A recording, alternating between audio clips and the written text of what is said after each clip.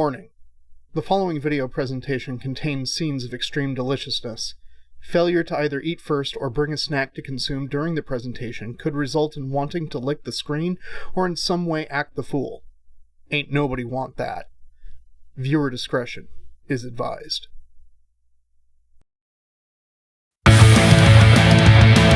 Hello, boys and ghouls. DK's making a snack today. What's it gonna be? What's it gonna be? DK's making a snack today. Shove it right into your mouth. DK's making a snack today. What's it gonna be? Is he making it for me? DK's making a snack today. It's time for tactical snacking with DK.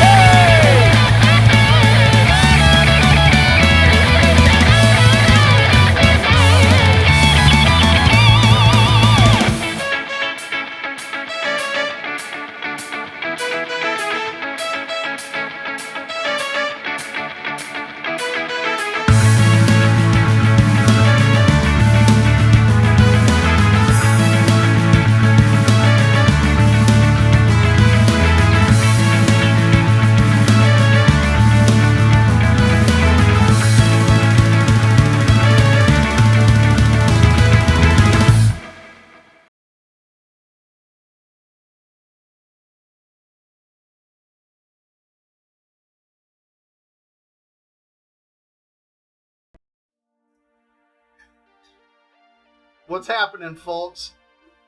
Beef on the Soldiers of Giants. I see AvocadoGreenKitchenAid is here, the birthday girl herself.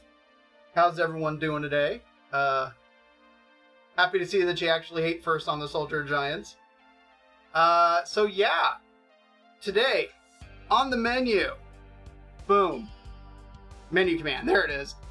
Yeah, I forgot to write that on there, but the, hang on.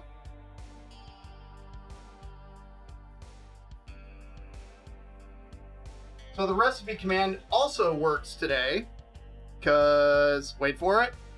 There we go. Oh, Matt Kelly's here too. We've got recipes up for the pixie dust. There's a link for the fried chicken, the dredge, as well as the brine, and the broccoli that we're going to make today too. So all the recipes are up. Hooray, hooray. So yeah, hope everyone's doing all right today. It's a little bit warm. We're hitting 91, I think, at the moment. Is where we're current. I think we're about to hit the high of the day. At least that's how it usually goes here. Is that the hottest part of the day is right around 4 or 5 o'clock. And yeah, that's that's how it goes. But that's all right. So far, so good. So with the fried chicken today, we're going to be doing it two ways. I'm going to be doing the traditional in oil frying, which I have set up over on the stove, which you can see over that shoulder back there. And there we go. Then I'm also going to do it in the air fryer. I got an air fryer for my birthday here, and I figured, you know what? Let's try giving it a shot in there and see how it turns out. But the big thing with this particular recipe, because I had tried making some southern fried style chicken, what was it, last week or something like that.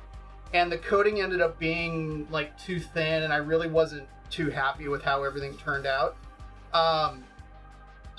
So I went and did some more research and kind of put together something else. And the result is kind of what we're doing today. Hopefully, crossing my fingers, it turns out good. Because if not, oh well. That's life. And that's how, cooking live goes. In the brine that I have here, well, ta-da! I've got 8 chicken thighs that I've trimmed of excess fat as well as skin, and they've been soaking in this brine since yesterday afternoon, right around now. So they've been in there about 24 hours. That brine consists of 3 cups of buttermilk, 2 cups of pickle juice. I used the juice from a jar and a little bit of extra from they're the famous Dave's spicy pickle chips. And I had it. We like the pickles, and so I figured that's what I'll go ahead and use. And then 12 ounces of Crystal hot sauce. But if you want to use like Frank's Red Hot, absolutely go right ahead. But something kind of in that Louisiana style. So like Texas Pete would work. Tabasco, something like that would also work for it. And then there's a couple of tablespoons of smoked paprika that are in that. And that was just mixed up. Everything was dropped in, stirred up to kind of get it going, and then stuck it in the fridge until about an hour ago when I pulled it out, and it's been here on the counter ever since. One of the other things that came up as I was doing research on this was the necessity of the dredge to actually be on the chicken and let the chicken rest pre-frying for like a solid 30 minutes or so beforehand. So then that way it has a chance to really kind of set, and that will help prevent some of that coating coming off into the oil. The other thing that came up was the temperature at which we're frying. So our target temp for doing the thighs today is going to be 320 degrees Fahrenheit. I've actually got the thermometer that I have over here set up. I've got the alarm set for 327, I think, right now. Just so then that way when it hits that temp and we drop the chicken in, it'll help compensate for the temperature drop due to the thermal mass and everything else going in. So we're gonna do that. I want to get the chicken dredged, and so it has a chance to rest. For the brine, is the pickle juice mandatory? Is it a vinegar thing? It's not mandatory. If you're not a fan of pickles, you can, omit it. I would just compensate with more buttermilk. So that would, my brine and pickle juice. Sorry. What on earth are you listening to? I clicked on something. The stupid computer view. Mrs. Hueso is listening to country music, which It was crap. I don't understand why. I like country music. Juice is different than pickles to me. Yes, it is. But the pickled brine is, the famous Dave's spicy pickled chips tend to have kind of a sweet and spicy thing going on.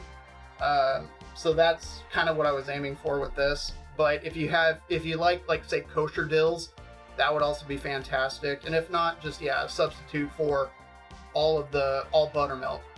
And if you do that, you'll be just fine. So we're gonna get that dredged, let it sit, and then we're gonna move on to kind of everything else. We're gonna do mashed potatoes with buttermilk. We're gonna stir in a whole bunch of chopped up green onions to them. So I think that'll be nice. Hey, man, Mawol. Welcome, buddy.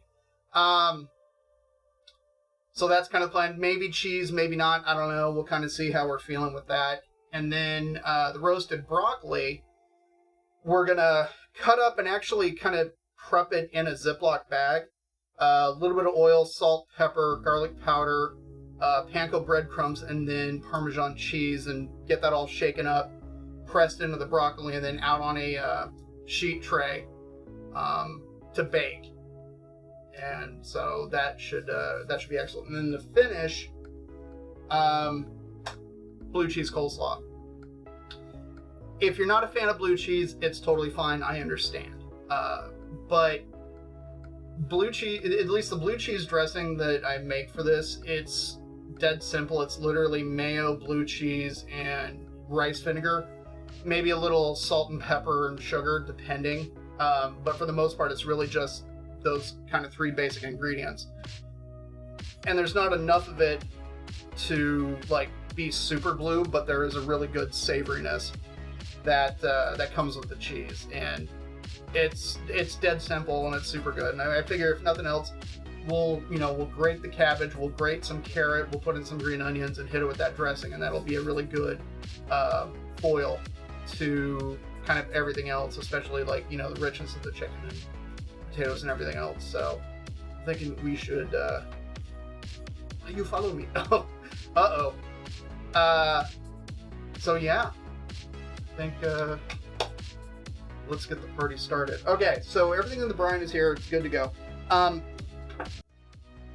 For the dredge, if you look at the recipe that I have up there, the dredge consists of all-purpose flour and then like a combination of potato and tapioca starch. But if all you have is like, say, cornstarch, you can use just cornstarch. The whole reason for using a couple of different starches to offset the all-purpose flour is it adds some lightness to the dredge, and it just kind of changes it up. But if all you got is cornstarch, then by all means use that. So we got those two that'll be going in, and then we also need to hit it with some pixie dust. And a bit of salt. In the recipe command, it is, I don't like coleslaw at all, the stuff though I love because I said it's really cabbage salad, blue cheese dressing. This is true. That is exactly what's up with Mrs. Hueso, but it's good stuff. Anyways, the pixie dust, I have a big jar of it here, formerly known as Dat chicken butt glitter though. It's what we're going to add to the dredge for some additional flavor. So let me get a couple of measures of here.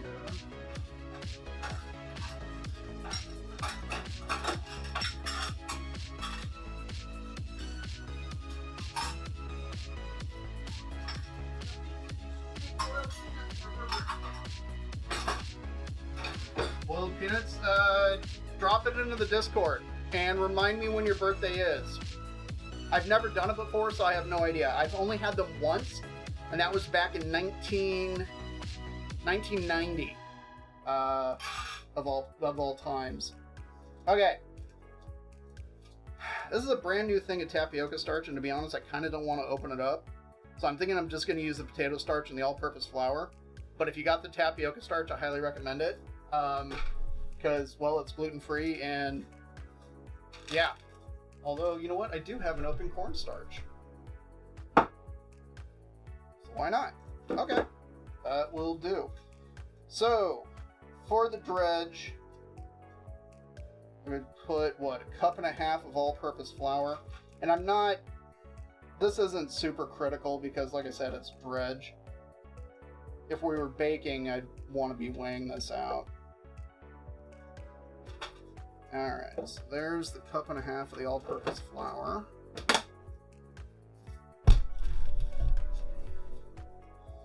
And I think I put down 3/8 of potato starch.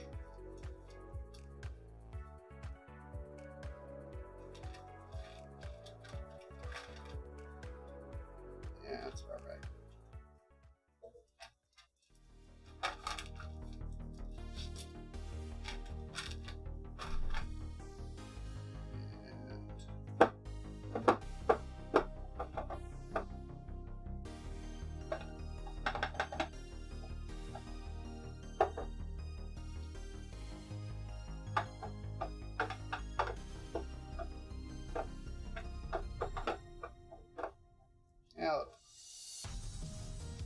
Okay.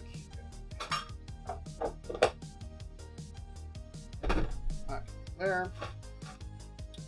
I believe I put something like a tablespoon or so of salt-ish. And then something like 6 tablespoons of the pixie dust. And I think I put down like some additional cayenne pepper if you wanted to have it a little bit more on the spicy side.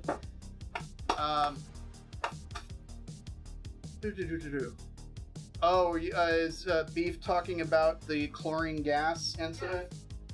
Yeah, super common when you mix ammonia and bleach. Bleach actually being a basic solution, non-acidic. And yeah, chlorine is one of the elemental components of it. Okay.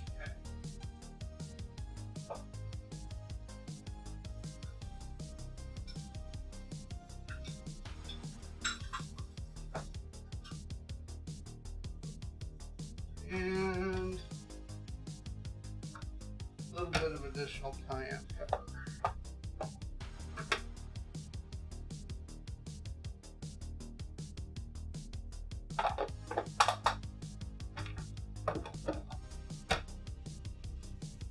Cool.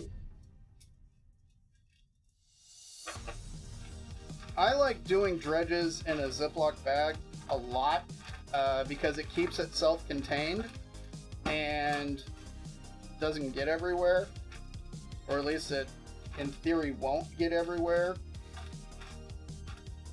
Your mileage may vary. Okay, so we got our dredge all mixed up, ready to go. We got our chicken in the brine, and we're gonna double dip them. Chicken's gonna come out of the brine. It's going to go into the dredge, shake up. We're gonna try and knock off as much of the excess as we can.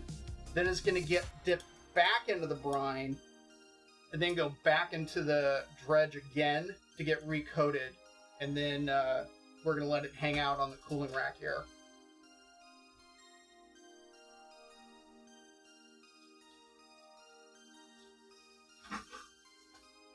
That was one of my big complaints when I made the chicken that we had last week, was that the coating wasn't all that thick, and yeah, it was just like it was good, but at the same time it didn't have that good southern fried chicken crust to it, which was kind of a bummer. Yes, ammonia and chlorine equals, well, ammonia and bleach equals chlorine gas is what it is. A lot of housewives in the 50s died because of it, because they were using both ammonia and bleach to like clean surfaces, and they'd go down the drain, and then it would come up out of the drain and then end up gassing them. It was a topic of conversation back in high school chemistry.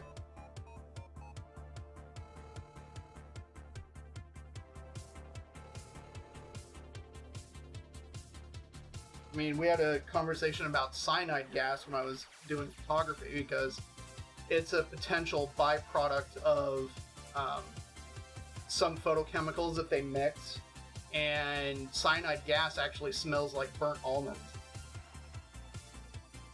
So it was actually important to kind of know what that smell was, because it's very distinct, and if you smell it, you know to get out. So, all right, let's get the dredging party going. And I want to actually let this drip into the dredge a little bit before dropping it in.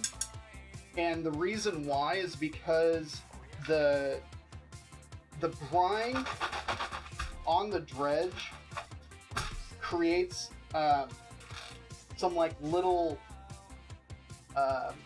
nuggets of yummy goodness, and it adds the kind of the craggy nature of the chicken, which is what we want.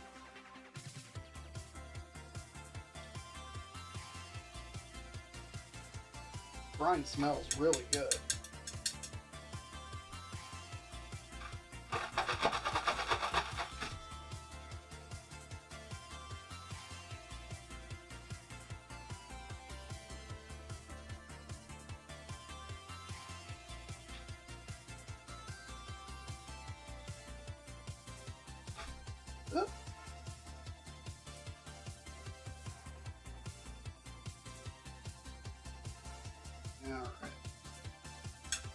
Thigh numero uno, and then any of the little nugget dealies are just going to go back in there, because if they get stuck to the chicken, all the better.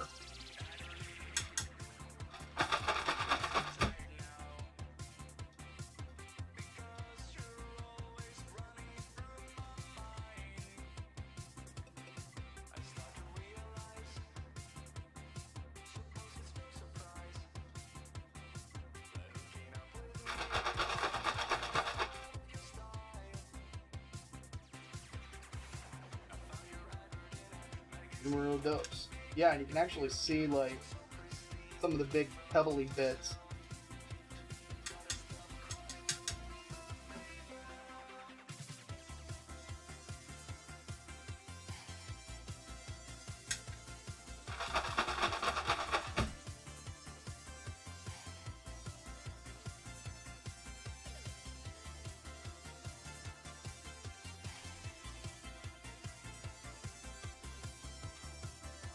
Trying to make sure I get it good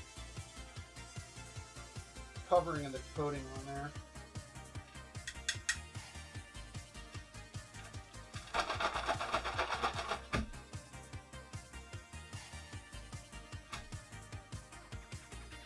Oh.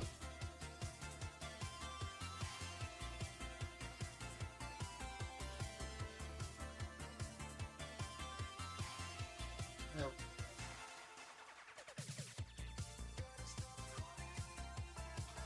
So far, so good. This is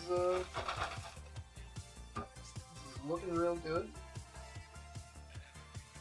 Like I said, with the brine smells really good.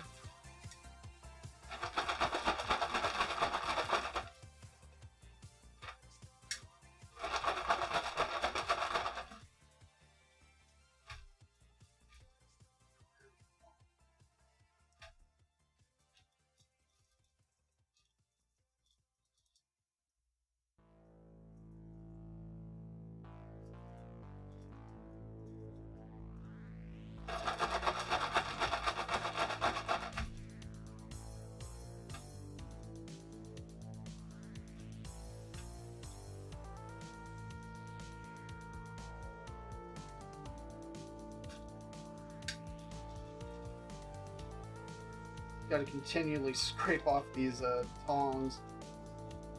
That's okay. It's worth the effort.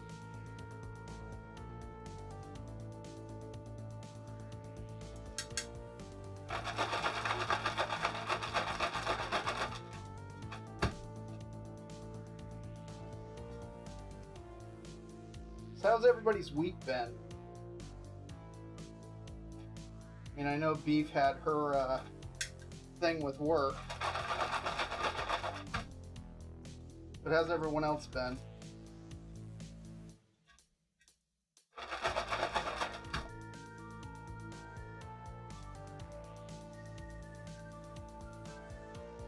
Fried chicken is indeed best chicken. You are correct.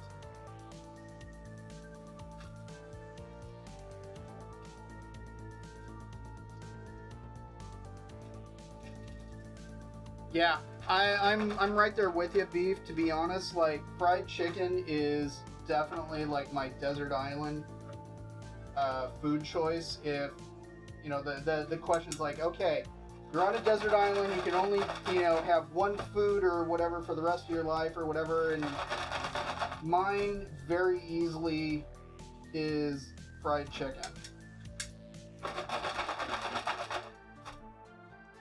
I mean, there's a lot of things that I could, very easily eat on a daily basis.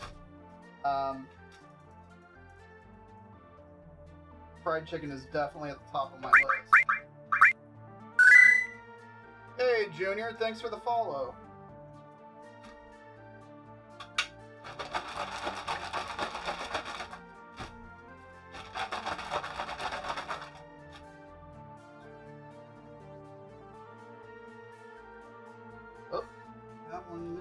Spot.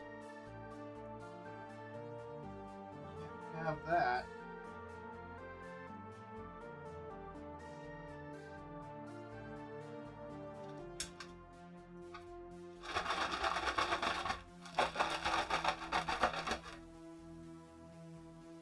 Getting to the bottom of the dredge, and there's a lot of big little pebbles in there of dredgy goodness.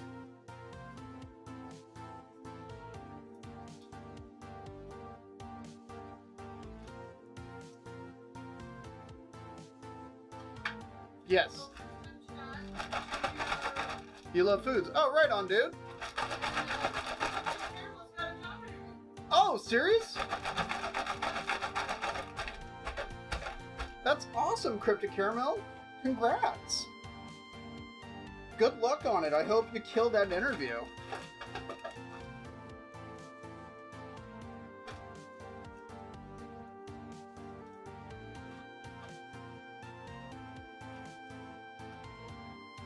Oop, this one is being difficult.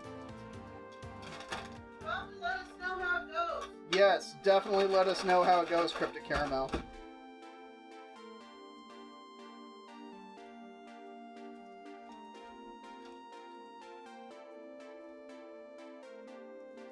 When's the interview?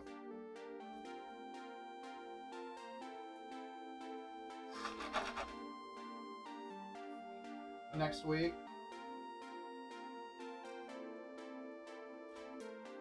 I got another interview. So I don't know, for a job he didn't qualify for. But the job I have now, they hired me because I was being up. They hired me because they tried to be healthy.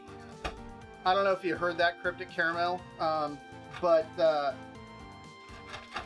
so the job that Mrs. Hueso currently has, she wasn't the most qualified individual for the job, but the reason why they hired her was because they could see her becoming exactly who they needed in that position. So hopefully the company that you're interviewing at has that same kind of mindset where, oh, it's next Tuesday. Nice. So yeah, after the interview, you'll definitely have to pop into stream and let us know how it went. Or at least how you felt. And whether or not they decided to offer you the job on the spot or...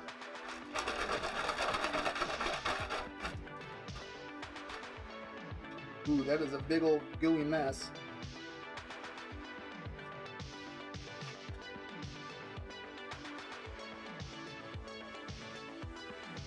Probably wasn't enough dredge for... that.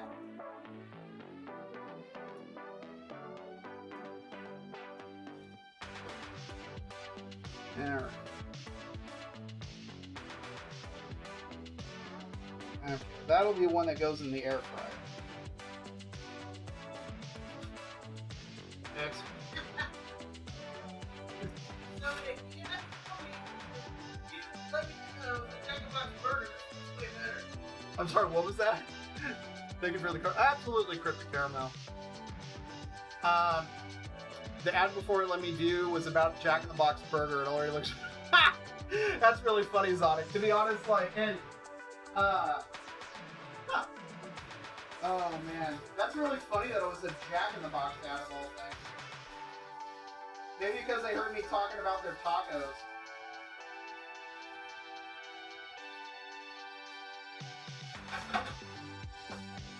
Okay.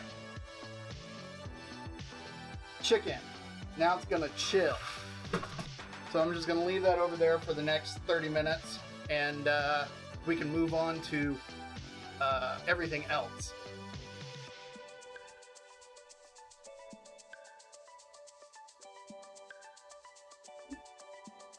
Thank you, Brian.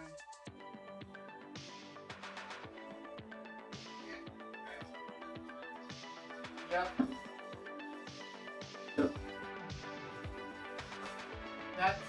That's what we used to call it when I was a kid. It was Jack in the Crack. Okay.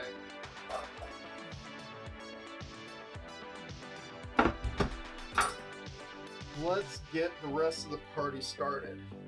First things first, we should probably get the broccoli set up and ready to go.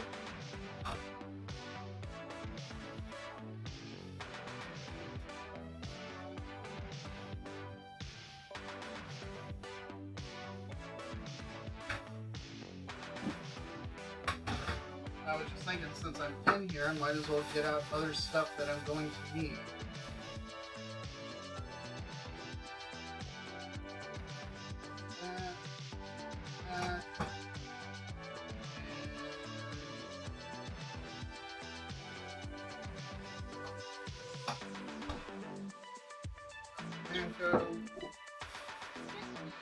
Hey! How you doing? You're kidding me?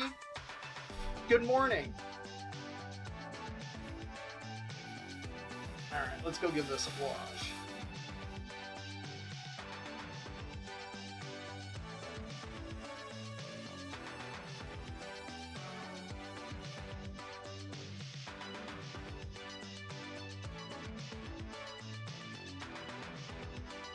Okay. One large head of broccoli.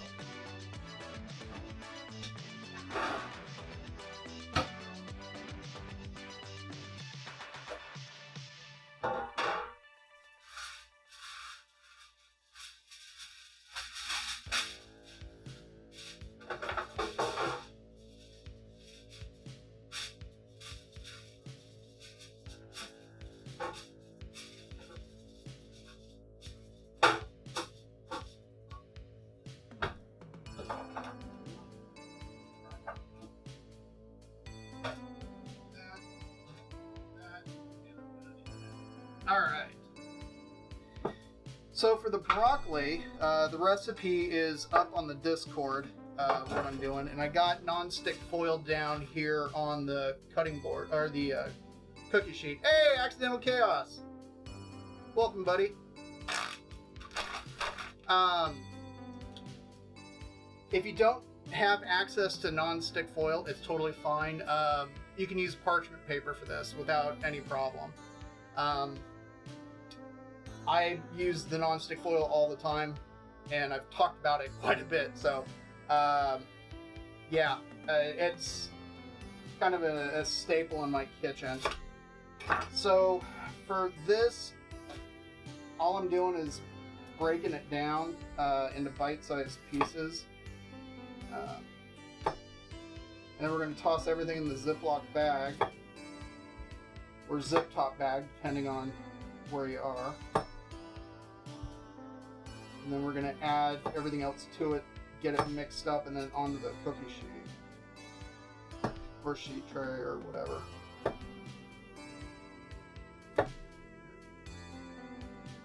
And yes, I am slicing up the stem to go in there, because broccoli stem is really tasty. But I'm aiming for bite-sized pieces. So I'm trying to avoid making anything too big. Oh my that's God. like, that's a treat.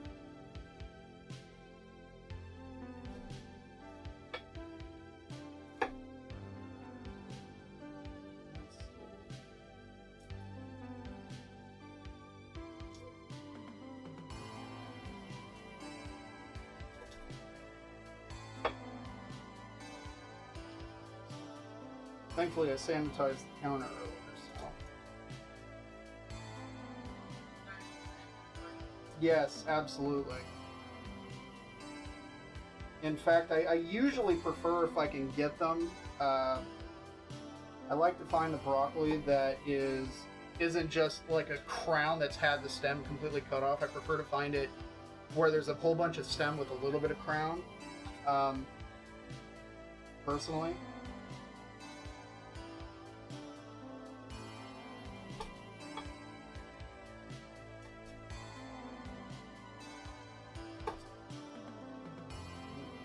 That's size.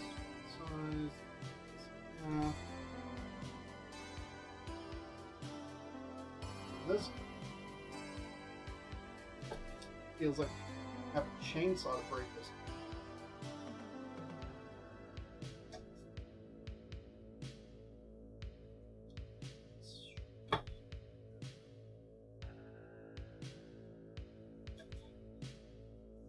I usually like to avoid slicing just straight through the the florets if I can. Most of the time, if I can, what I prefer to do is actually just slice down through the stem and then tear it apart. So then that way I'm not left with a whole bunch of this kind of thing. Sometimes it's just totally unavoidable. It is what it is. Okay, into the zip top bag, even the leaves, because the leaves are also delicious.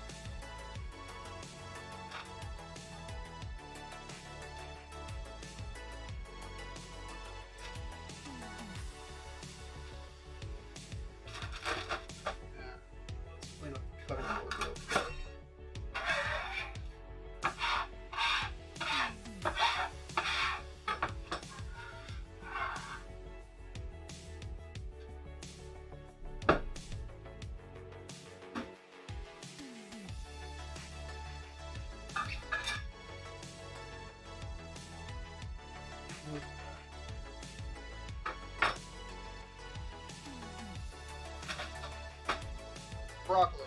It would help if it had...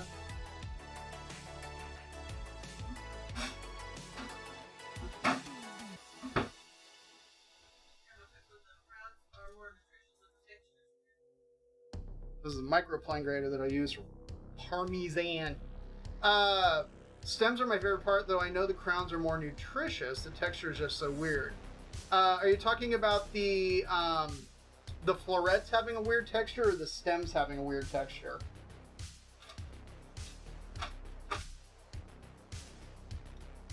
And there's that.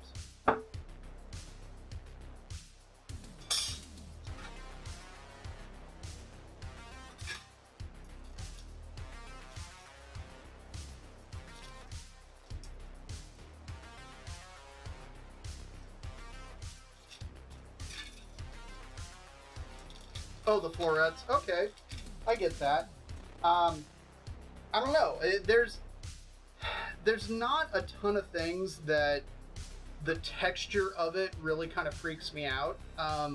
The first time I had sushi, it was a very odd texture to me. I wasn't used to it, but and it took me a little bit to kind of get through it. But when I did, it was just like, bring me all the sushis. Then I found out I think I was allergic to sushi because, like, anytime I have more than 80, like, I get sick. That was a Parks and Rec reference. But anyways, okay. Broccoli florets. This is grapeseed oil. Any neutral oil will work just fine. If you want to use olive oil, you can. I tend to prefer neutral oils for stuff like this. So I'm just hitting that with a couple of teaspoons of the oil. Then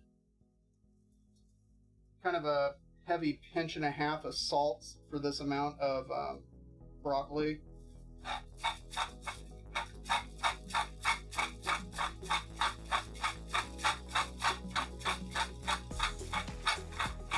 Plenty of ground black pepper.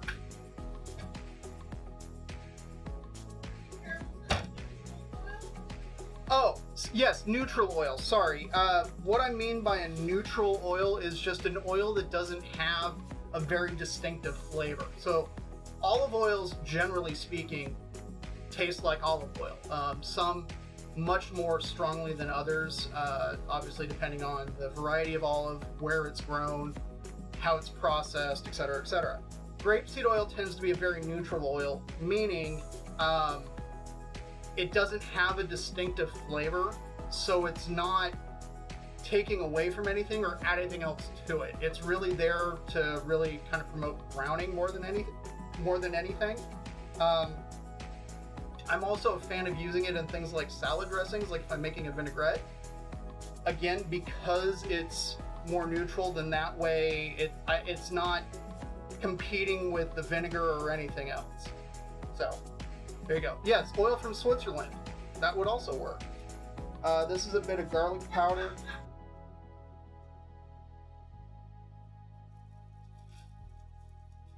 That is in.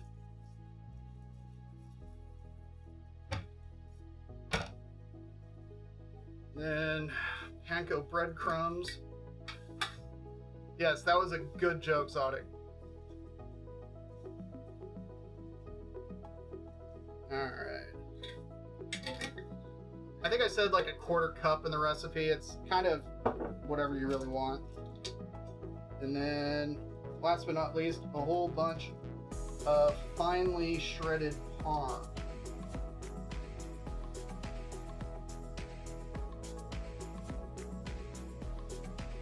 And I should probably move that so people can actually see what I'm doing. So the cool thing about these microplane graters is that it's very finely shaved ribbons.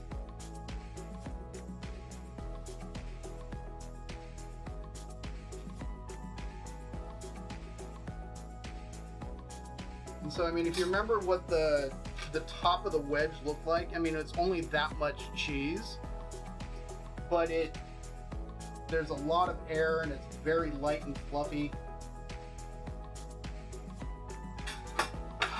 That's really what we want for this. Now,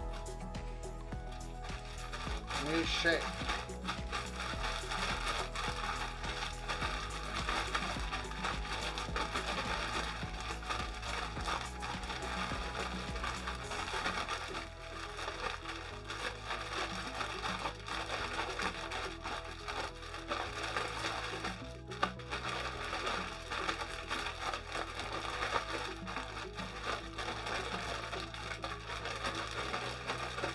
It's one of the ASMR portions of the cooking stream today.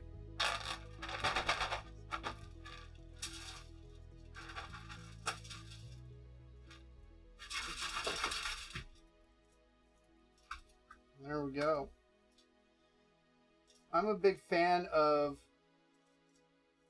adjusting things, so if there's like a cut side, putting it down so it has direct contact with the sheet tray. And then that way it gets a good solid browning pattern on one side. Because brown is flavor, black is burn. Okay.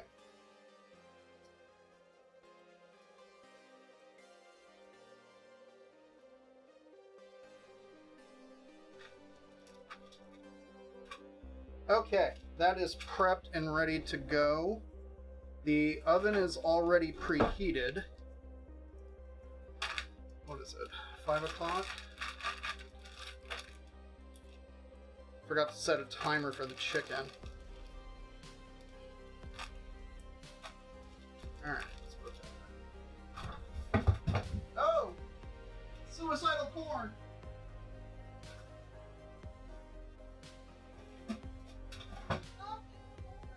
Not the candy gumdrops! Thank you. Our human blood is your hand. Do you know the Muffin Man? The Muffin Man? Yes, the Muffin Man! Alright. Yes, we can get rid of all of this. Well, actually, no.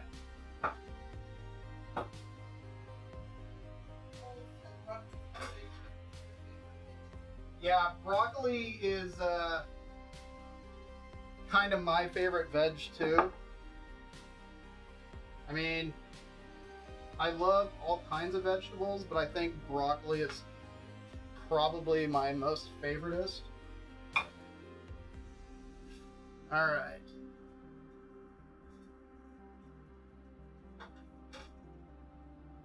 Next up, mashed potatoes.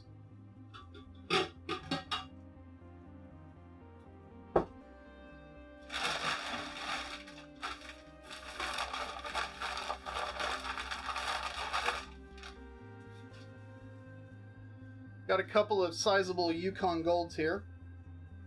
I'm going to go give them a scrub, and then we're going to chop them up and throw them into the pan here. Cover them with water, and we're going to make the water salty like the sea, so it seasons everything. I'm going to leave the skins on for more of a rustic kind of mash. Plus, there's more vitamins and things like that in the skins anyways. But then later, once they're nice and tender and we're ready to mash them, we'll add buttermilk. Probably won't need to add salt, or if we do, just a little bit, pepper, and then we'll cut up a bunch of green onions to stir into it too. And that will be all sorts of yummy and delicious. So I'm going to go give these a scrub real quick.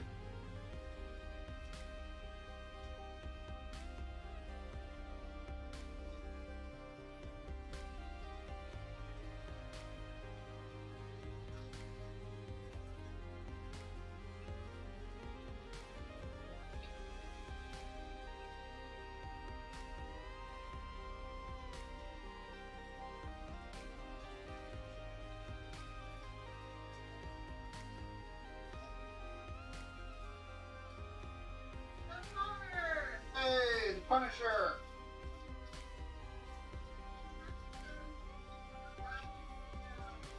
Rapscallion.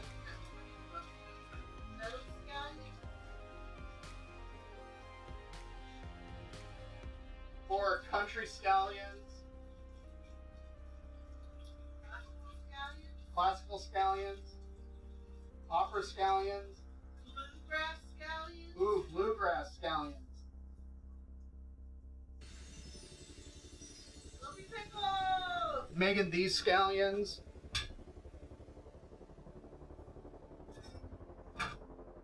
I only know of her because she performed on SNL. Like, hey, Lumpy Pickle, welcome, buddy. And the recipe command is working today also. All right.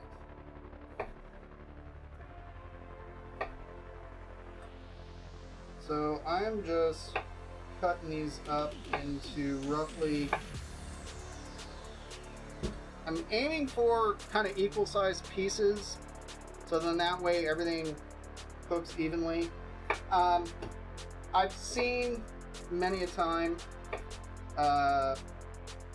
chefs or whatever be like, you need to boil the potatoes whole, and then peel them afterwards. And I was just like, that is dumb. I am not a fan of that. It's too much work, and it takes way too long, because potatoes boiled whole take so much longer. I mean, this does mean that you gotta keep an eye on things, but I'm okay with that.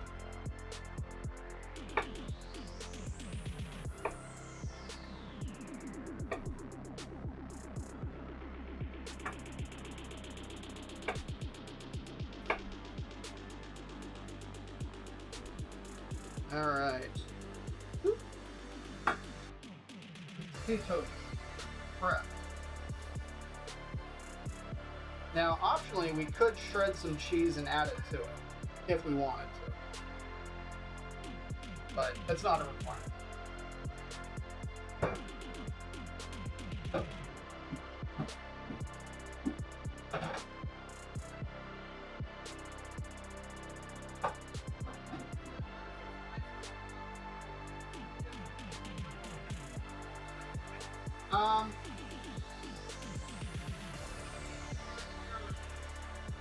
Cheese on everything?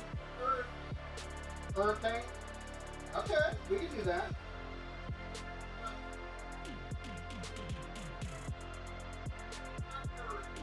Who said that? Oh. Okay. That's good to go. That's good to go.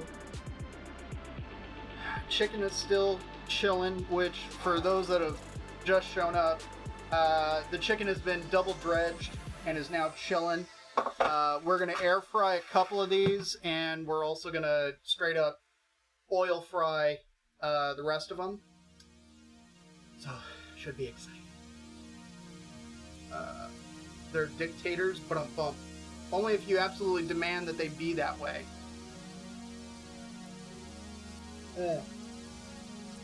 Yeah, I like the potato skins too. As for why anybody would peel them, the simple answer is pommes puree, the French mashed potato, which what's his face? Joel Robuchon, super famous for his pommes puree, that they would boil the potatoes and then run them through increasingly fine, they're called tamis, which are, think like a round cake pan, but instead of a solid bottom, they've got a fine mesh on it, and they get grated to smaller and smaller holes. And so what they would do is run them through to make them really smooth, add a whole bunch of butter, run them through like the next size down, add some more butter, and do it again and over and over and over. And so there was a lot of potatoes in there, and they're insanely decadent, not good for you, super fine, and they're absolutely phenomenal. Which in a fine dining establishment, I totally get. Especially when you're, you know, you're Joel Robuchon, you know, kind of thing. But, for our purposes, I prefer them with the skins anyways. I prefer the texture, I prefer everything having to do with it. Okay.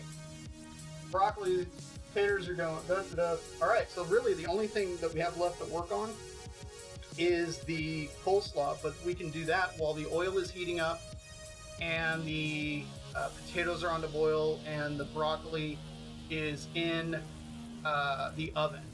So I'm thinking I should move this, move that,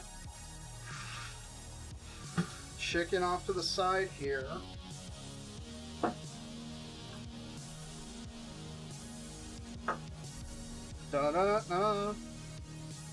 The air fryer.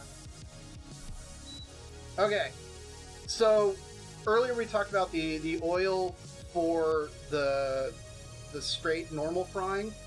We're aiming for a temp of about 320 degrees for about 12 to 14 minutes.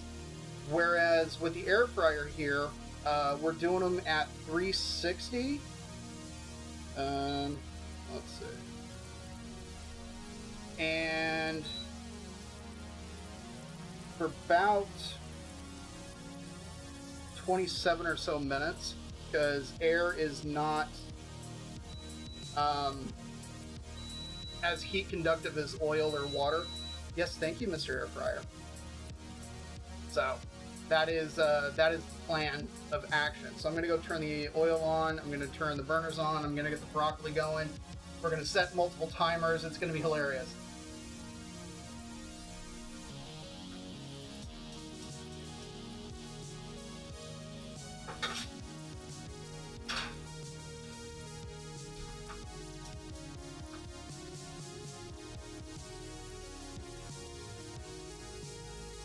Like the one lid that I can never find. I'm looking for the casserole lid. That's not it. Yeah, no, that one's for the, oh, there it is.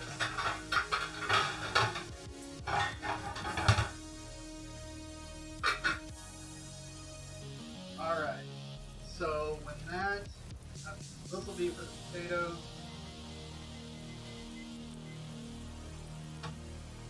That's the potato one. For the broccoli,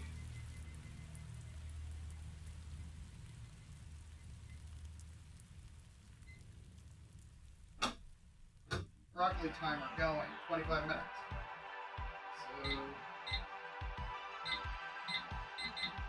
So, okay. Chicken timer set. There's a timer on the air fryer. We can get started on the coleslaw. And slicing up some green onions. So I want green onions for the coleslaw, and I gotta trim these up and clean them and everything. We're gonna do some green cabbage and some carrot and the scallions, and then we'll go through mixing up the dressing. Because, like I said earlier, the dressing is actually super simple. Hang on to those for stock.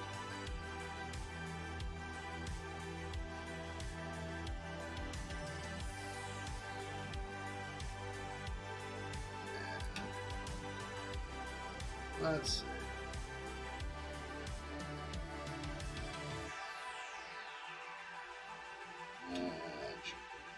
All right. Ends a little bit of a trim.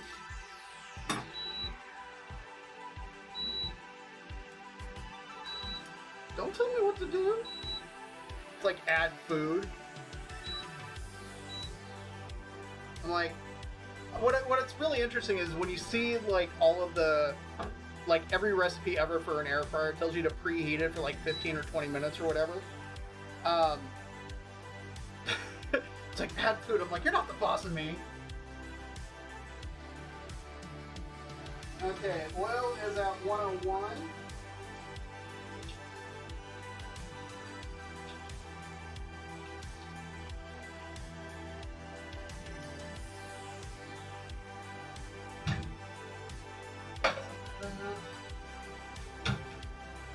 Oil's at 108.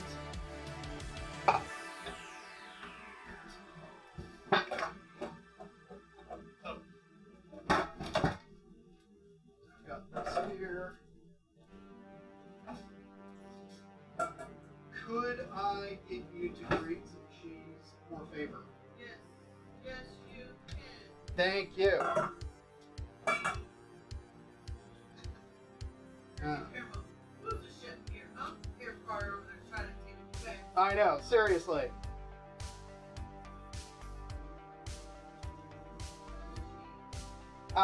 I'm thinking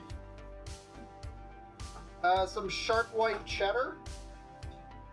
Top of the drawer of the fridge in the garage. Sorry, top shelf of the door of the fridge in the garage. There we go. All right. Okay.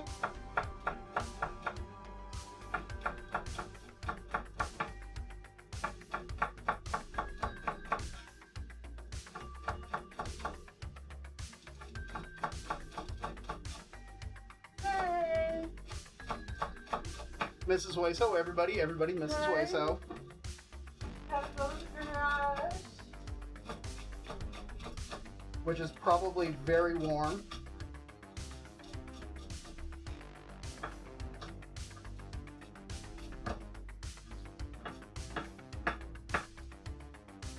Sharp white cheddar. Do you want me to do it in that? No, this is for the coleslaw. Okay. If you would do it in the IKEA shredder. Alright. We're not going to need a ton just because it's a small cheese. Okay, green onions for all the things done. And the rest of that will be for potatoes. Potatoes. I'm not a computer to do that for you. Yeah, I know.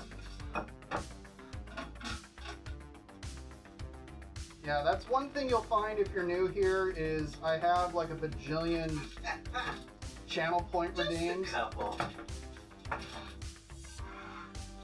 Just a couple. Like I really should go through and kind of cull them a little bit, but then again I also wholeheartedly encourage the abuse. There we go. Yes. I wholeheartedly encourage the abuse of the channel point redeems. Accidental chaos to that. 174 on the oil. Let's switch over to the other camera real quick. Woo! And it's actually working. For the first hour. Yeah. It's not that warm in here yet. Well, it also helps having this giant board covering the. True. There's a big window that's in front right of us here.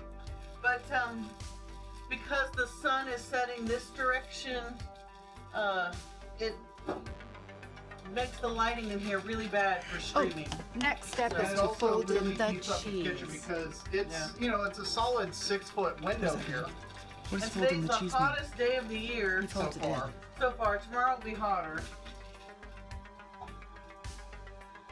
We're in the Pacific Northwest, just outside of Portland. the Portland metro area. Yeah. Not in Portland proper, thank goodness. Yeah.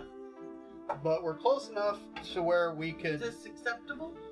Yeah, oh yeah, that's plenty. Okay. You want here, the camera, like right here. Boom. Boom. Shredded sharp white cheddar. Sharp white cheddar. Alright. Just go ahead and put it over by the stove.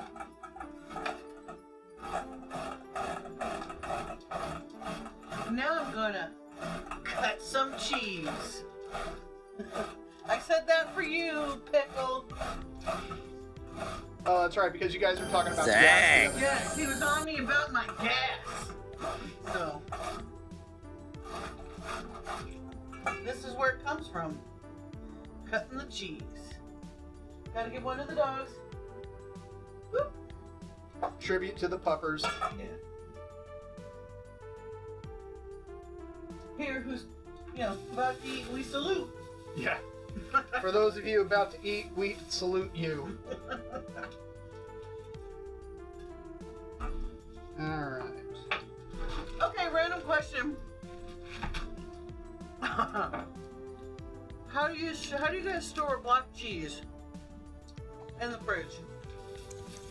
I have a container for the smaller blocks, but these giant blocks we usually do Ziploc, which I'd rather not do.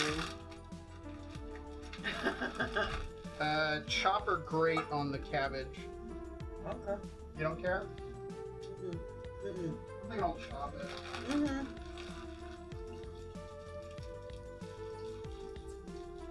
Anyways, I'd really rather prefer not to use a lot of single-use plastic, but with this kind, I have no choice. Yeah, so like the bag that I use to do the broccoli, like I'll want to rinse out and reuse for something else.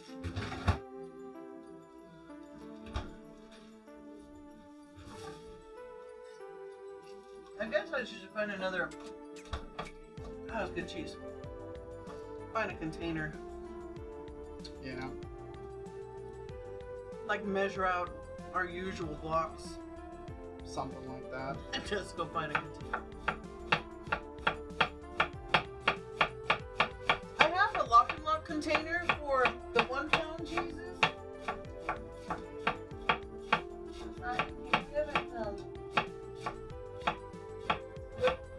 I'm going to show you. By lock and lock container, I mean one of these. They're airtight, watertight. And I have a bigger one for the bigger cheeses, but I need to get a big one for the big blocks. Okay, who else? Yeah. Okay, have fun. I can come help if you need more help. Okay.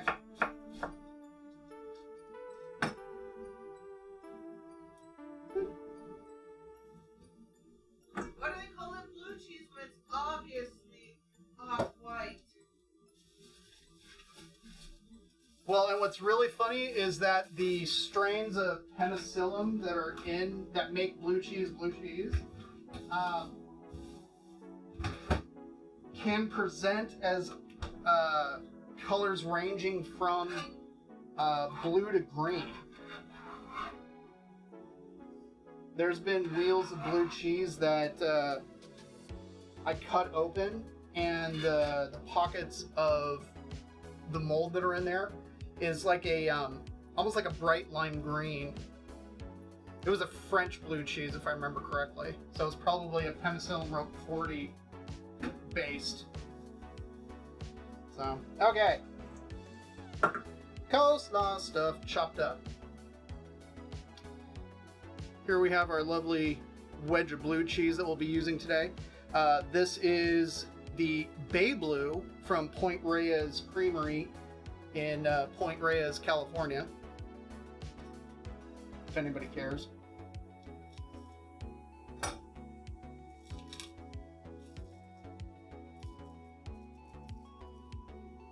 Ooh, that's nice. Woo! Yeah, you can see the lines where the needles were jabbed into the cheese to inoculate it. So, okay.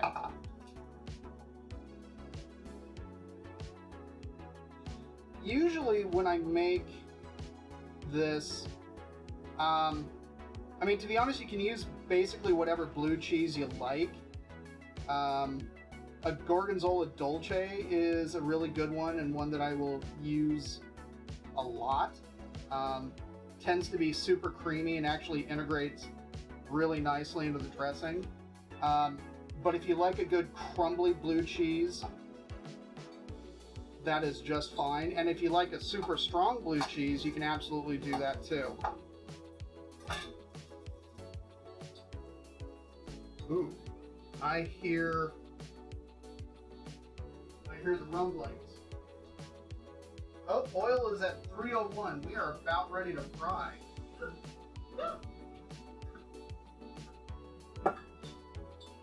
So that being the case, let's get some tongs.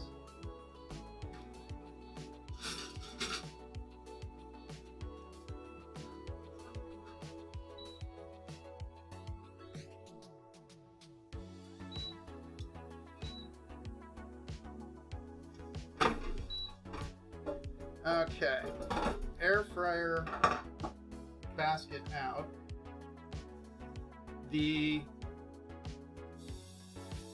Everything that I've seen says to spray the interior with the non-stick vegetable spray.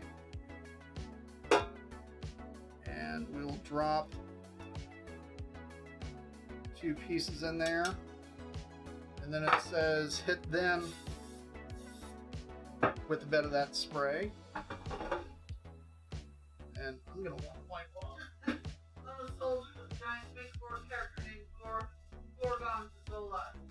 Gorgon, the Zola. Zola the Gorgon, there you go.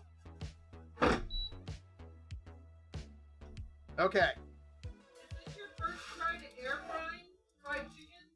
Yes, this is my first time trying to air fry fried chicken. So, if not, I got oil, so I can just pop it in there if I need to. We are at temp.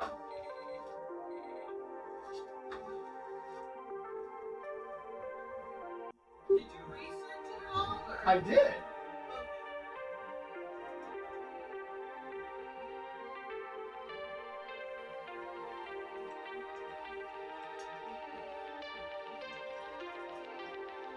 Double, double, twin and trouble.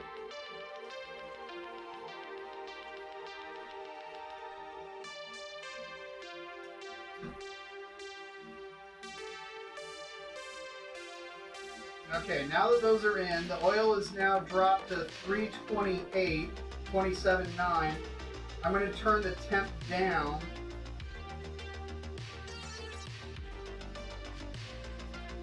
And start the timer on that. Oh yeah. That is not at a boil yet.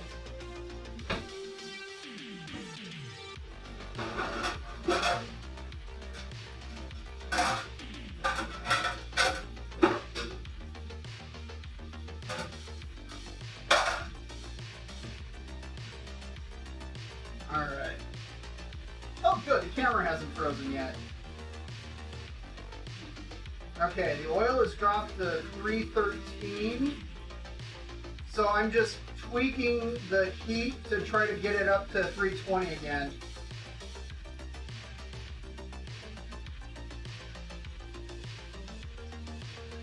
Okay, that's good to know that it dropped nearly a little over 20 degrees when I put them in. So if I'm aiming for 320, I should let the oil hit 340 and then drop it in.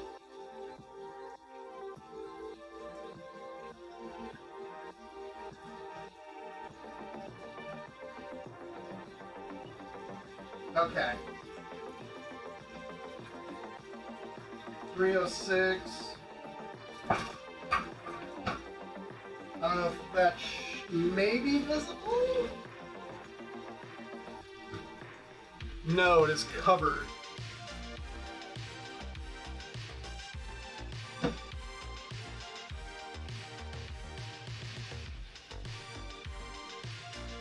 should be... Oh. Nope. Camera's frozen.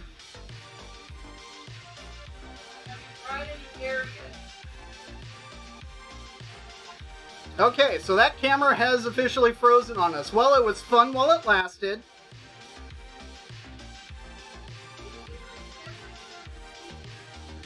No, to be honest, okay. Okay. As for why the camera stops working, if I were to wager a guess, it's because it's on like a 30-foot USB extension cable. And my guess is that it's not having enough power to consistently keep it going. That would be my guess. No, you're not bad luck, Zodic. It happens literally every time. That's how it goes. I had a smash burger from a barbecue place that was almost a religious experience. Nice.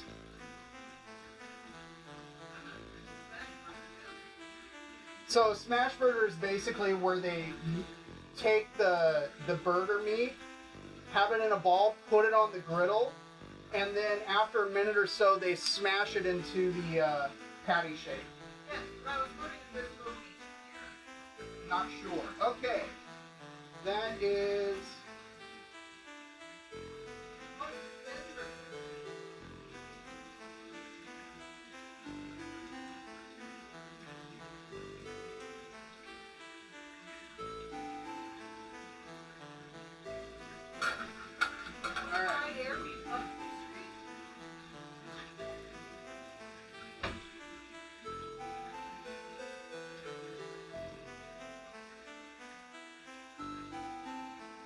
Couldn't read the timer.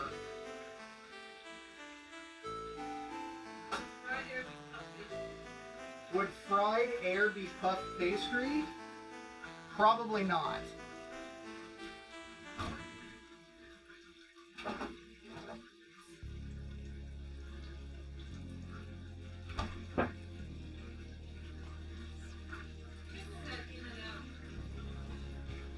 Lucky. Although, to be fair, we had a pretty good lunch, so.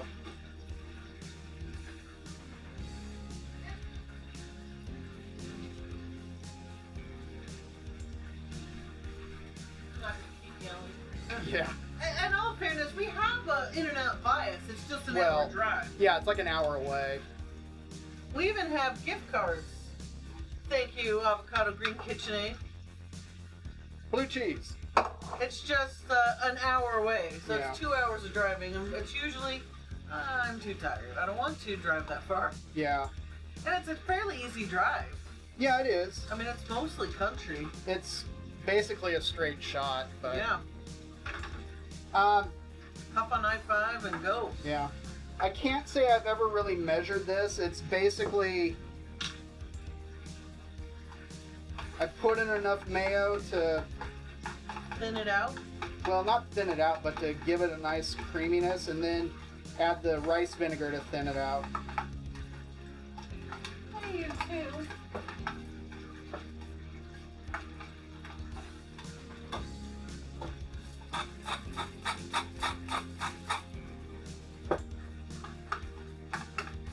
Chicken's frying. Huzzah! Woo! Wow. Want to taste it? 2 in-and-outs within 5 minutes. Hashtag jealous. No joke. But you live in California. Ooh. That's very good. I think it is good as is. Acceptable. Yep. So yeah, I just add a little bit of pepper. Sometimes I'll add a little bit of sugar to offset it, depending on if it's just like too strong. What's a burger is better? Have you had What's a Burger? I have not. I've heard Texans absolutely swear by it, and supposedly it's open very late. And so you have to understand, being a Southern California native, In-N-Out's just kind of in our DNA. Yeah. You know. Yeah. Whataburger's 24 hours. See, now, that right there, the fact that they're 24 hours, man, that is a huge thing. There's very few 24-hour places around here, which kind of sucks. Oh well. 19 minutes on the air fryer. About 5 minutes on the chicken. Oh. What does that mean? Oh. It means I really wish this camera was working.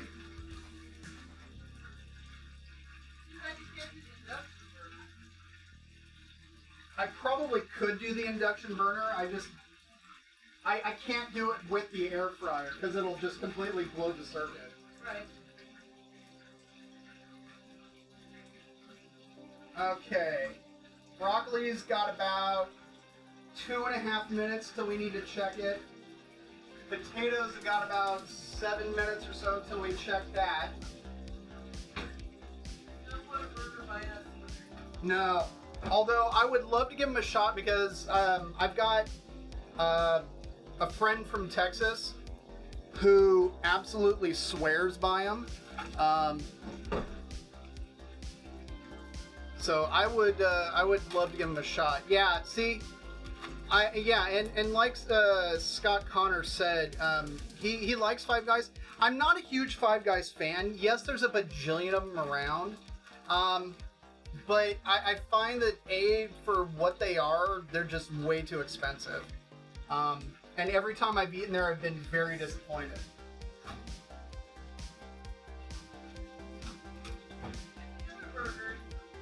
We do have Killer Burger, which is very good. The first time that we went to Killer Burger, which is kind of a Portland area chain, walked in the door and Shout at the Devil by Motley Crue comes on. I'm like, okay, I think we're in the right place.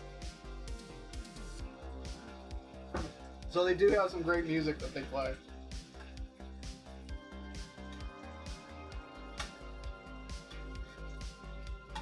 Alright, let's get some tongs and toss these.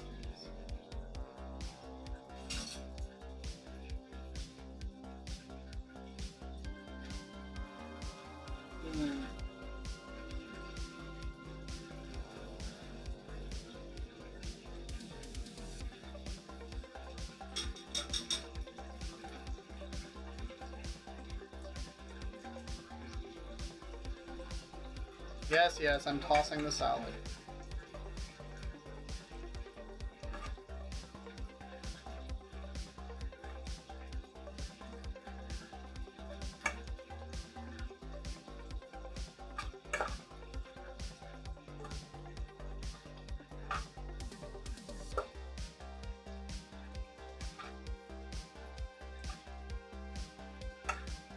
Hopefully the sound of the frying chicken you can hear. Hey, Carrie Gemini! A local place called Two Hippies Magic Mushroom Burger closed down sadly. They also had Two Hippies Taco Bus, a shop with a VW bus in front. That's cool. How you doing today, Carrie Gemini?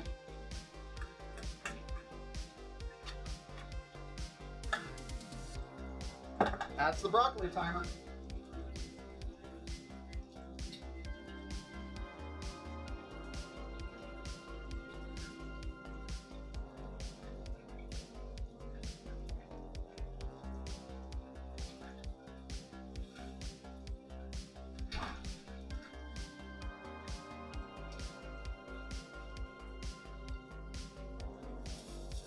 Broccoli's looking pretty good. Let's grab a fork.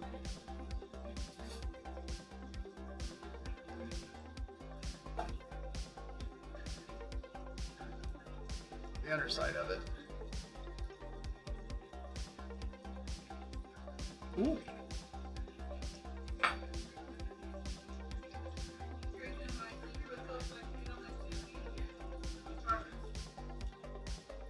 I sit here with hope that I can get on my own 2 feet again. So progress. That's awesome. I'm glad to hear that, Carrie, because I know you've been going through some stuff. So I'm really happy to hear that that's the case. Oh, I think the broccoli is good to go, because that had that piece of stem had a really good texture.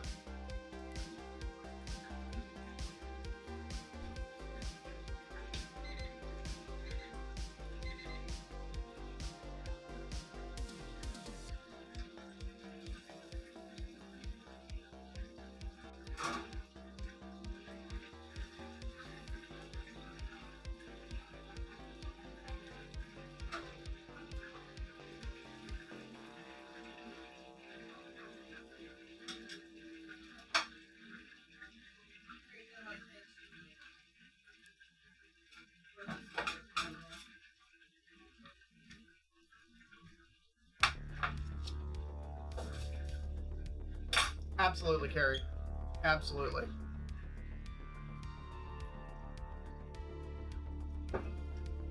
Okay, 14 minutes on the air fryer. We are reheating the oil.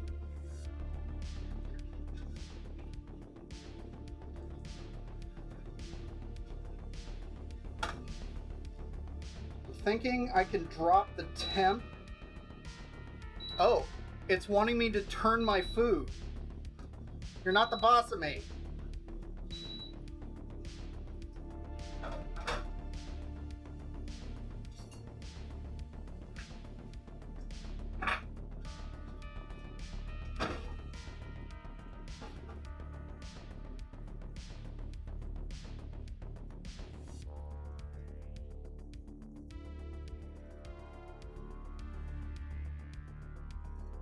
Okay, so I don't know if you can see, but that completely came off on that one.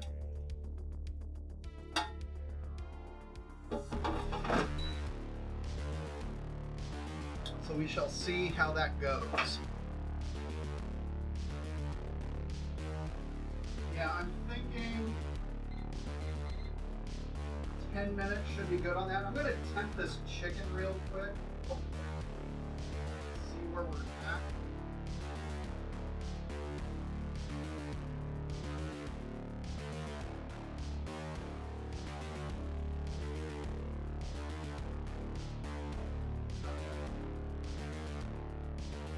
We are at a temperature that I am comfortable with. We're hitting about 165. USDA says 185 for dark meat. However, being as that has been in a relatively acidic environment, that tends to shun the bacterial growth. Potatoes. Oh, nope, that's the oil alarm.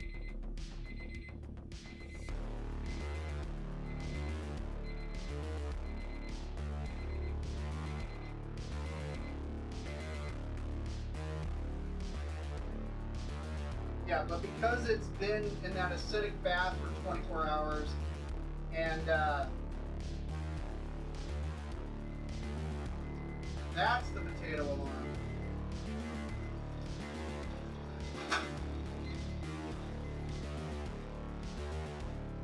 I'm okay with it hitting 165, especially since we're gonna be letting this rest for a little while anyways.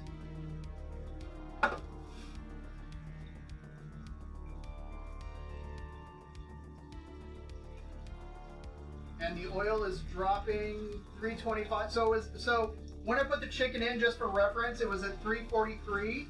It is now at 322.7, 322.1, 321.840. Perfect. That is exactly the bounce that we were expecting.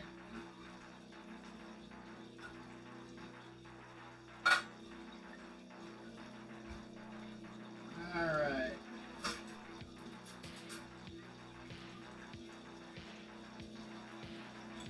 Potatoes are definitely ready.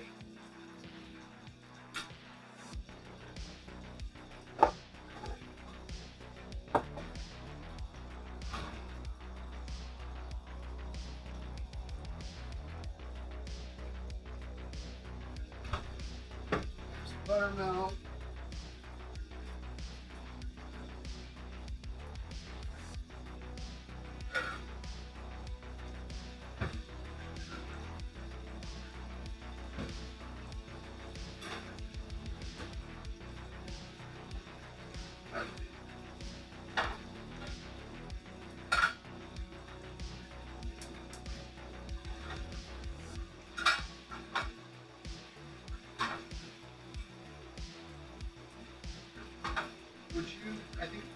mashers in the bottom drawer down here for the other stuff. The junk drawer! And then also grab a stick of butter.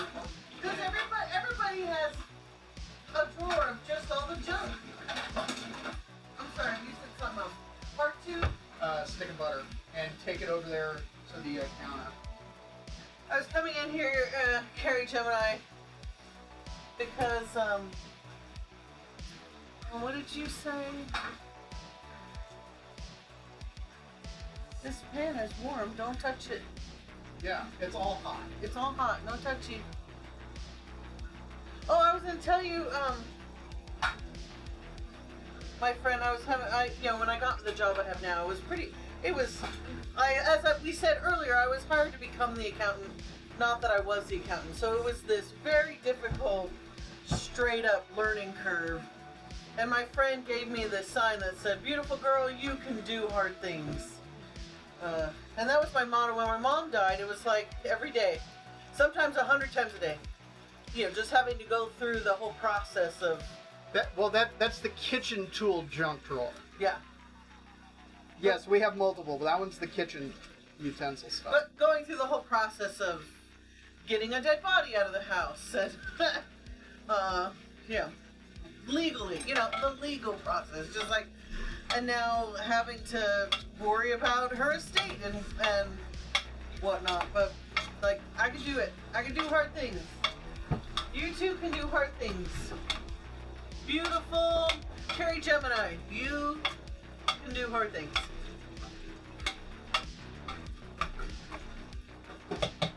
And the more you tell yourself that, the more you'll believe it, and the more it becomes true.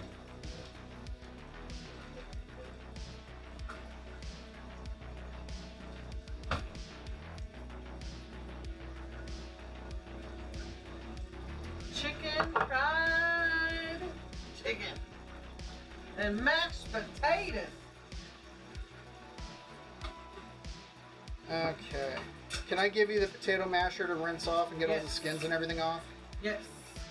Because you rinse it now or scrub it later. Yep. Thank you. You're welcome. Hence the handoff. Ooh, it's still in. Potatoes, exactly. Okay, so I mashed in a full stick of butter. Boom. Whole bunch of, we're going to call them bluegrass scallions. Thank you, Scott. Thank you, Punisher. There's a little scrub brush here. Okay. There's It's in the, look to your left. To your left, to your left, to your left. There you go. Thanks. Buttermilk. You're putting buttermilk in the... I am. And sloshing it everywhere. Wait, we're talking actual buttermilk, not butter and milk. Buttermilk. Okay. I don't think I've ever seen you do that. You usually do heavy cream. I usually do heavy cream, but I thought buttermilk in here would be very good today. Okay. I'll give it a whirl. Give it a whirl. Right. Oh, and we're putting cheese. Yes. I hope AvocadoGreenKitchenAid wanted cheese in her mashed potatoes. Well, she's getting them. Because you're getting them. Consequently, if I'm ever adding cheese to mashed potatoes, I tend to make the potatoes a little bit runnier than I normally would, since the cheese is going to kind of help firm them up. Okay, there's a few questions. Well, Okay. Carrie Gemini says it's super smooth mashed potatoes. How did she can never get them that smooth? It can be a couple of things. One, the use of dairy really kind of helps smooth things out. Plus, I'm also using Yukon Golds as opposed to russet potatoes. The other thing is just making sure that when you boil them, that you boil them long enough to where your fork or whatever just slips in really, really easily. What is The other thing is afterwards, you got to make sure that after you drain the potatoes, you got to dry them out. So if you, I don't know if you saw, But I was over at the stove. I had the burner on and I was shaking the potatoes in order to dry them out. So then that way when I go to add butter and everything else. Okay. And Accidental Chaos is asking, how is this fried chicken different from just fried chicken? What's just fried chicken? That's pretty good. I like the green onions in that. Yeah. That turned out really nice.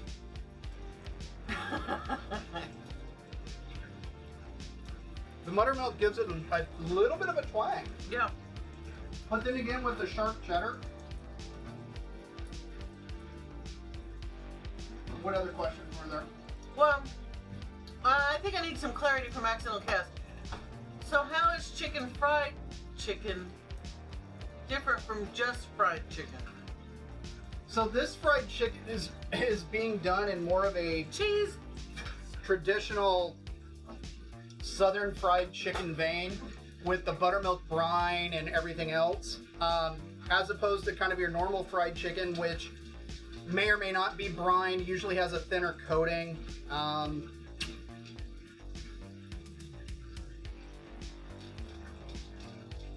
Kind of winging it. I'm really happy with how those potatoes turned out.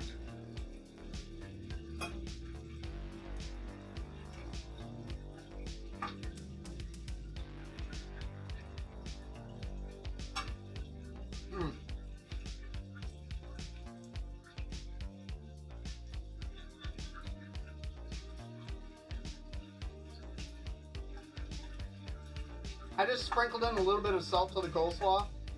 I tried it, it's good, but it just needed a touch of salt.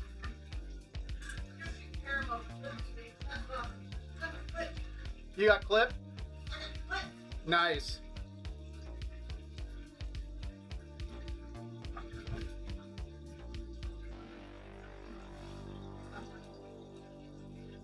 Woo-wee. Okay, so fried chicken is more crunchy. Yeah. Oh man. I am excited to destroy these with my mouth hole.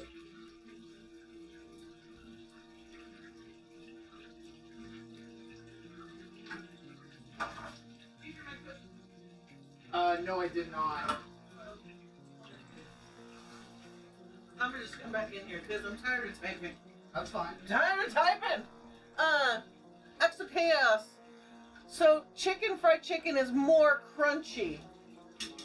Well, if you're talking about like chicken fried steak / chicken fried chicken, where it's more pounded out into a cutlet and then served with a side of like country gravy, it's done in the same fashion.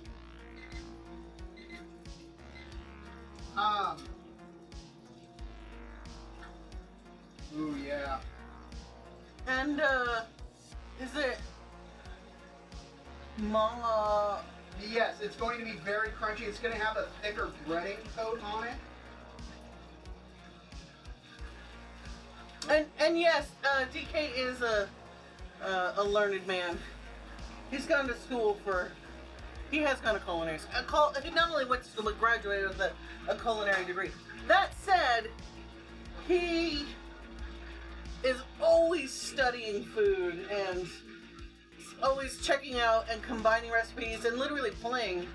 If he doesn't like something, will experiment it. There was one time, the first time he made biscuits, when he was in culinary school, he made biscuits 17 days in a row. Just because he's like, we had these incredible biscuits from one of his co-students who specialized in Baking. And pastry, a pastry chef. Itty bitty, we called her because she was this tiny little Filipino woman. Filipino, right? Yep. Yeah. Anyway, she made these biscuits, and they were actually in. She used a cow cookie dough. Was it pig? Oh, it was pig. Yeah, it was a pig. It was incredible, and so for 17 days he tried to mimic her recipe. Her recipe. I never quite got there. She said oh wow.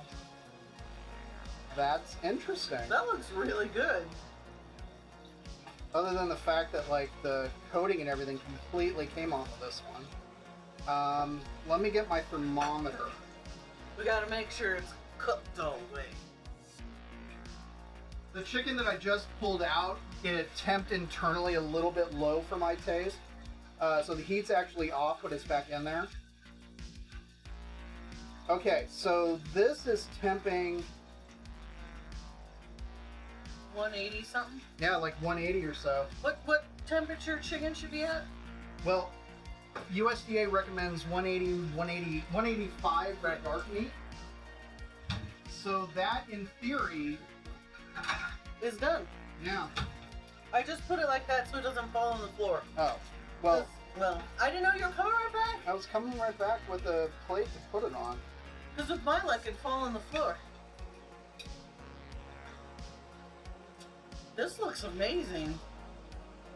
I'm really excited to try both. Yeah. I'm not a big fried chicken person. I know a lot of people love it, and it's kind of blasphemy that I say that. It is. I'm just not a big fried chicken person. I denied myself for years because she's not a fried chicken fan. And you shouldn't do that. I support you in your chicken love. I'm just gonna pick at it.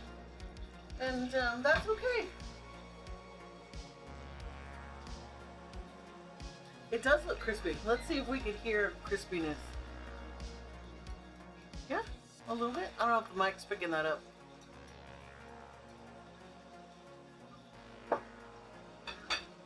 Let's sample the crust. That's hard. I don't know if I can eat that. And not that the flavor's bad, but that was really hard. I think it's like little rocks in my mouth. Excuse me. Here's the other fried chicken. A lot darker. Those are the ones that just came out. These are the ones that have been out for a little while. So these are the ones that I would say let's go ahead and tuck into. And why are they so dark? Just from frying time? Frying time, potentially what's actually in the mix. Color equals flavor, I learned. Yeah. So I'm thinking we should get some, would you grab some plates and we can... Sure. Yeah. Hang on.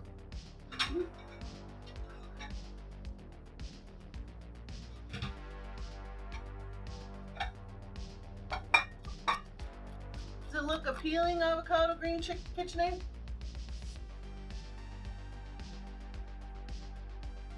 There you go, my darling. We should probably get like a set of tongs or something to dish up the broccoli.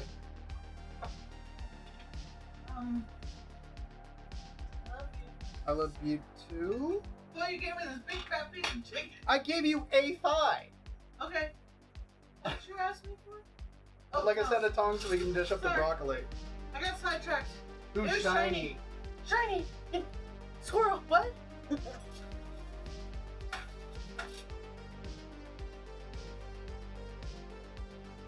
Okay. Got the big dish up coming. We need to get a mic for ASMR streams. I completely. No. No. Well, food ASMR. Well, yes, but that's not the type of ASMR mic they're talking about. No. That thing is disgusting. And no, absolutely not. I don't know what you're talking about, but I won't Google it. The ASMR mic that they're talking about looks like a pair of rubber ears.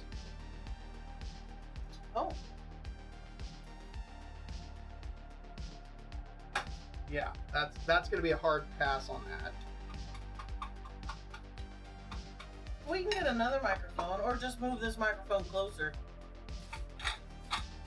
Pepper? Yes.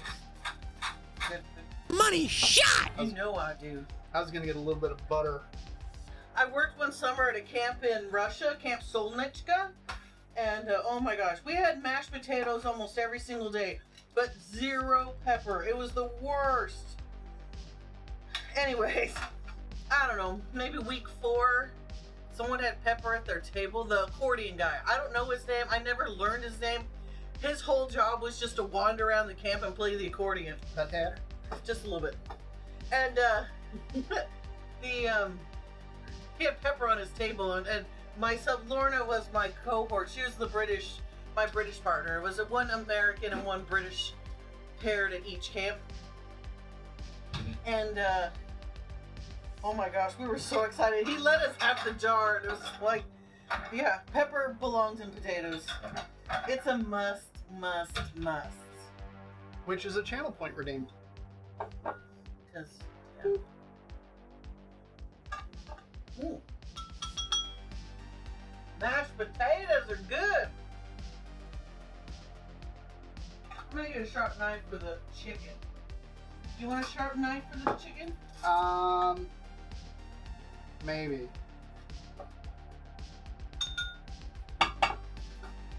I'm thinking these tongs. Seriously, you need to get me in there. Like, that's a must.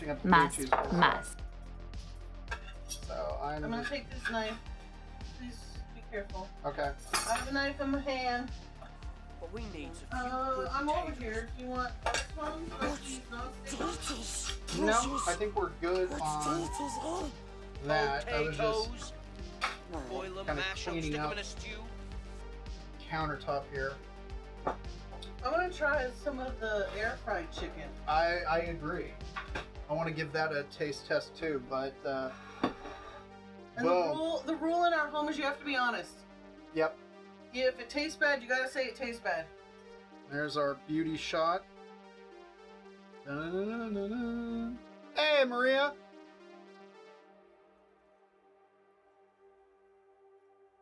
Thanks. Get one of those revolving.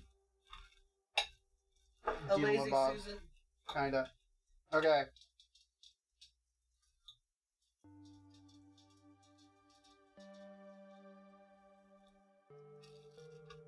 Wow, that's crunchy. Whoa. Is that good, whoa? It's a little bit spicy flavored.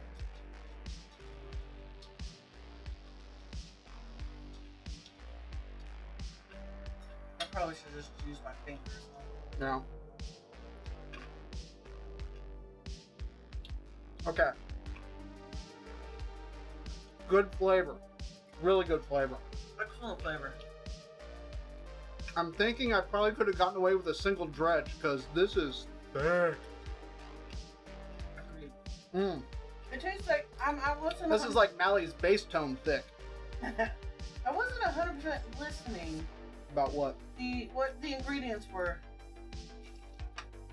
It tastes like there's a Tabasco in here, maybe.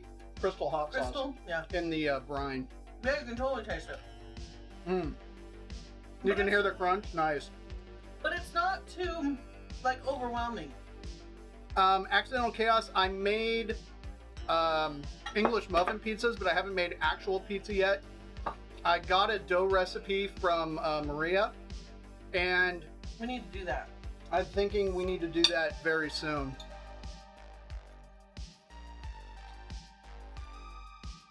Okay, air fryer chicken. Well, the dredge was so heavy that a lot of it fell off. Mm. Flavor's fantastic. Mm. Good. Mm? Hmm. Here, you want to try this? Yeah. We're married, so we can share. That's the air fryer. I like it.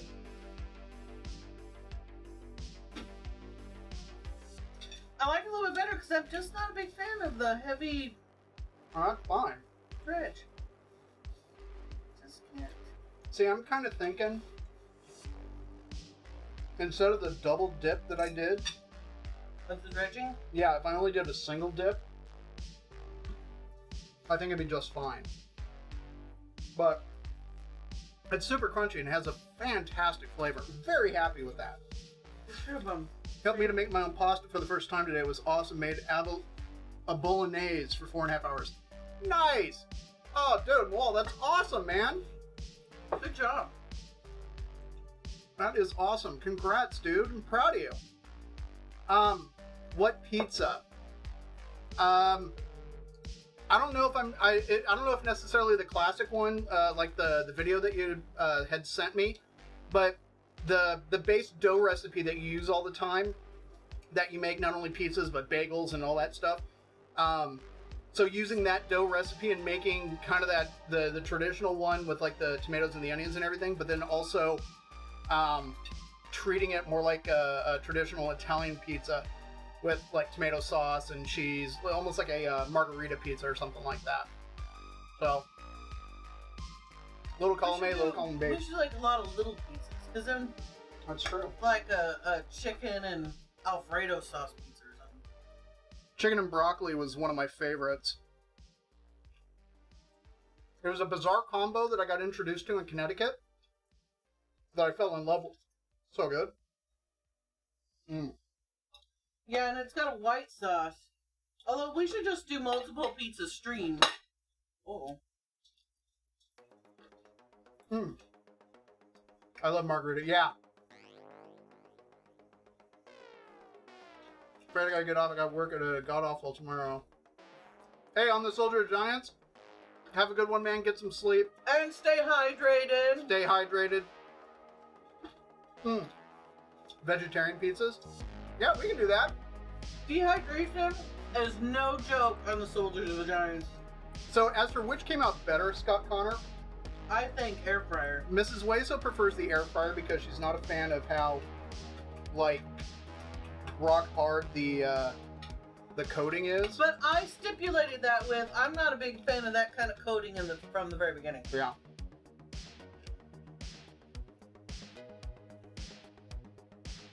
That's super thick. Yeah. I think that little bit was literally all dredge and stuff. Both chickens, the flavor is fantastic. Yeah.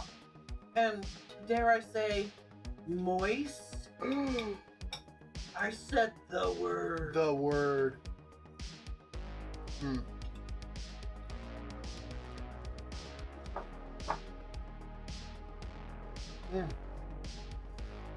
Potatoes are excellent. Okay, Maria, you have fun lurking.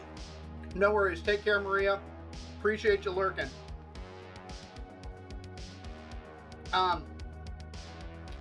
I prefer the traditional oil fried one, personally, Scott Connor.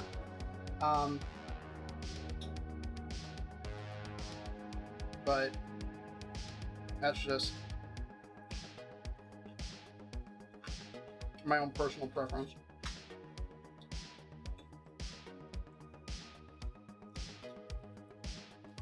You totally hear that crunch.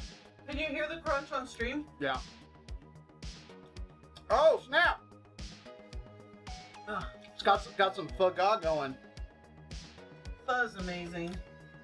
Actually, it was for one of his birthdays back in California. DK decided to do an open house and he made pho, and anyone who wanted to come over could, which was really interesting, the group of people that showed up.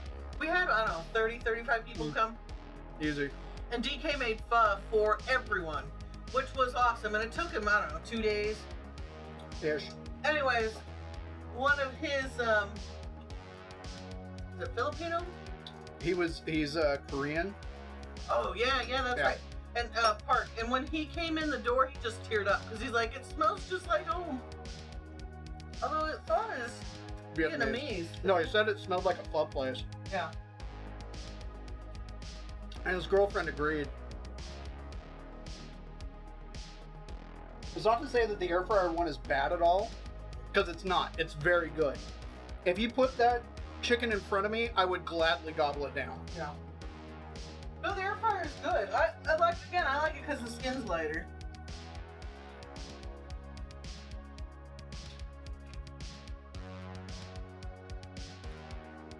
Jay appreciates the breading piece.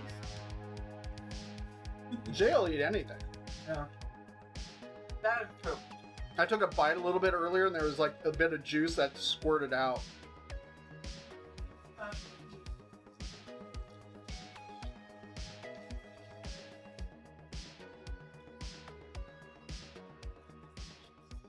I thought it'd get really hot in here, but it didn't.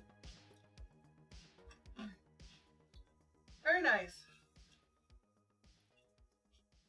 Mm.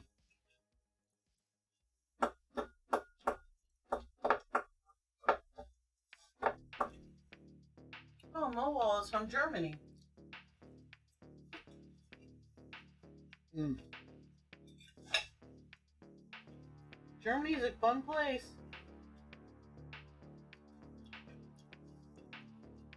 I like that you put parmesan on the broccoli. Yeah. It's a nice touch. The coleslaw is a really nice foil to the chicken. Yeah.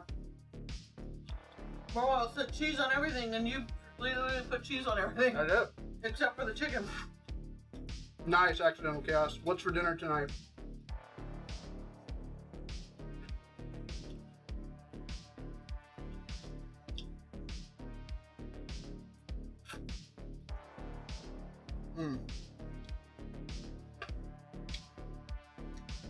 That's a very tasty piece of chicken.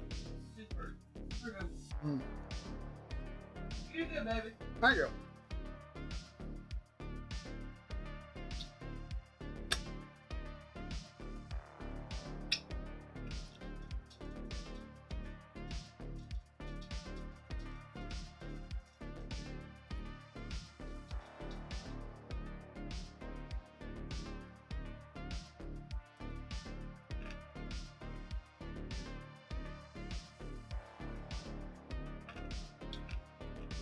And that right there is how I got my nickname El Chipotle. So,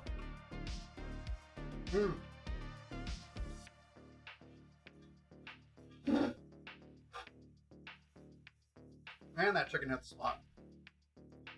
Jalapeno sausage for Nice. Are you having them in a bun? Sauteed up with potatoes and peppers and onions, or?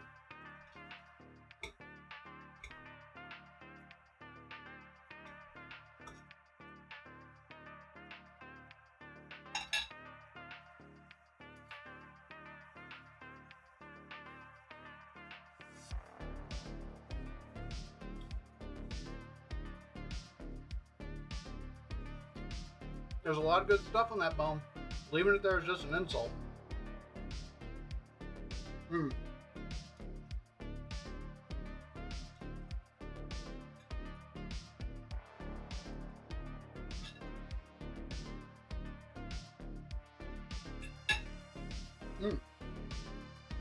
Those potatoes are super creamy.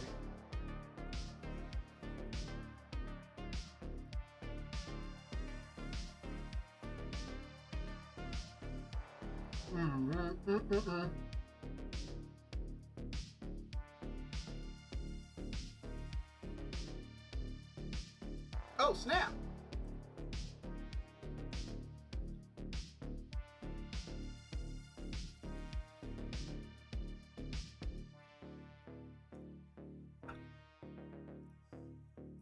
I just noticed the sauce. I didn't realize we were out of buns. I should have made some corn.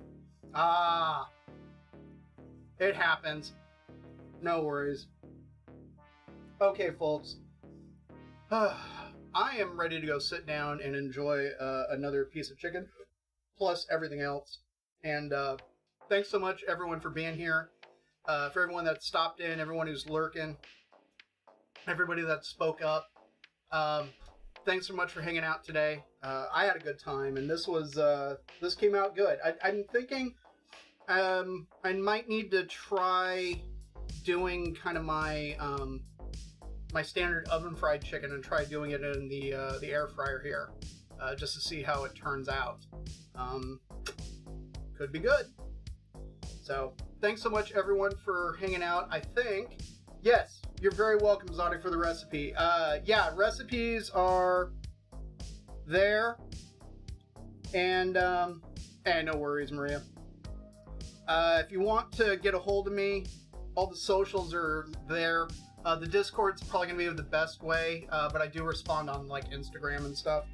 Yeah, if you ever have any questions about anything, feel free to hit me up. I'm more than happy to help you out, figure out, kind of what's going on. So, You're Kidding Me is actually streaming right now. And I'm kind of thinking we need to go raid her. She's playing Sizzles. Looks like it's a big group game. She says she's got no chat going on, but you know what? Let's go raid her anyways because she's cool and we like her. So I'm thinking we will do that. There we go. So thanks so much everyone for being here tonight, and we'll be back on Tuesday. Not sure what we're making just yet, but that's just kind of how it goes around here. So take care everyone. Have a good rest of your day, evening, afternoon, night, whatever. We will see you later. Have a good one, folks. Hello, boys and ghouls. DK's making a snack today. What's it gonna be? What's it gonna be?